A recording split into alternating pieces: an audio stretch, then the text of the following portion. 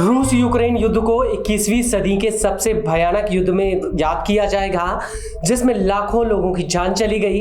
लेकिन इस युद्ध ने दुनिया में सत्ता के नए समीकरणों को जन्म दिया, जिसमें एक तरफ रूस और दूसरी तरफ अमेरिका और नाटो की अगुवाई में पूरा पश्चिम खड़ा है।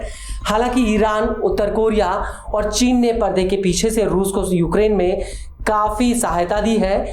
ईरानी कामिकेज ड्रोन्स और बैलिस्टिक मिसाइल के दम पर रूसी फौज ने यूक्रेन में वापसी की थी। वहीं उत्तर कोरिया ने अपने 10,000 से ज्यादा सैनिक कुर्स्क में लड़ने के लिए भेज दिए थे।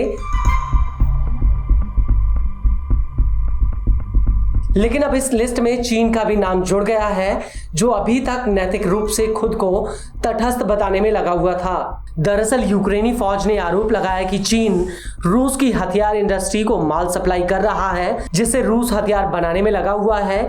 यूक्रेन की फॉरेन इंटेलिजेंस सर्विस के हेड ओलेह इवाशेंको का कहना है कि यूक्रेन इस बात की पुष्टि करता है कि चीन रूस की 20 सैन्य फैक्ट्रियों को महत्वपूर्ण माल और उपकरण मुहैया करा रहा है। यूक्रेन का आरोप है कि चीन रूस को टूलिंग मशीन, विशेष केमिकल प्रोडक्ट, गन पाउडर और डिफेंस मैन्युफैक्चरिंग इंडस्ट्री के लिए विशेष उपकरण मुहैया करा रहा है। हम रूस की 20 फैक्ट्रियों पर इस डेटा की पुष्टि कर सकते हैं। आपको बता दें कि पिछले महीने ही यूक्रेन के राष्ट्रपति वोलोदिमीर ज़ेलेंस्की ने सामने आकर कहा था कि चीन रूस को हथियार और गन पाउडर की सप्लाई कर रहा है। ज़ेलेंस्की ने पहली बार खुलकर दुनिया के सामने चीन के ऊपर रूस को सैन्य मदद देने का आरोप लगाया था। हालांकि यूक्रेन के इन आरोपों को चीन ने आधार विहीन बताया था, लेकिन यूक्रेन ने चीन की 3 कंपनियों पर इसके बदले में प्रतिबंध जरूर लगा दिए थे।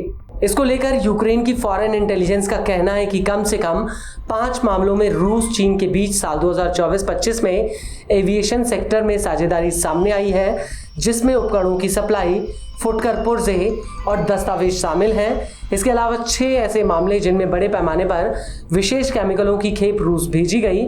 हालांकि न्यूज एजेंसी रॉयटर्स ने यूक्रेन के इन दावों की स्वतंत्र रूप से पुष्टि नहीं की है। यूक्रेन की फॉरेन इंटेलिजेंस का कहना है कि साल 2025 की शुरुआत में रूसी ड्रोन में 80% चीन के पुर्जे पाए गए थे। यूक्रेन का कहना है कि उसने 22 अप्रैल 2025 को चीन को बताया था कि कैसे उसकी कंपनी और नागरिक रूस यूक्रेन युद्ध में खुलकर हिस्सा ले रहे हैं।